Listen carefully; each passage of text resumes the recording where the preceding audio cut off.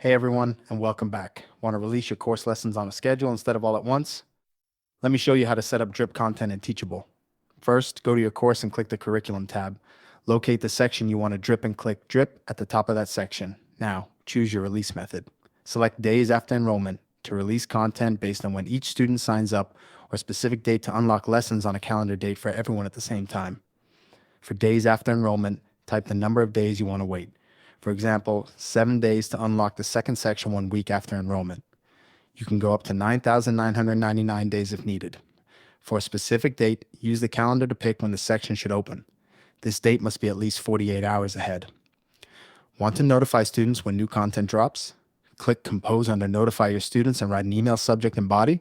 Students will get it 15 hours after each section releases. Click Save when you're done. Students will see locked sections until the release date, then they unlock automatically. Pro tip, drip content weekly for best results. Students who get everything at once often feel overwhelmed and never finish. And that's it. Drip scheduling keeps students engaged over time and prevents content overload. If you set up drip content, let me know your release schedule in the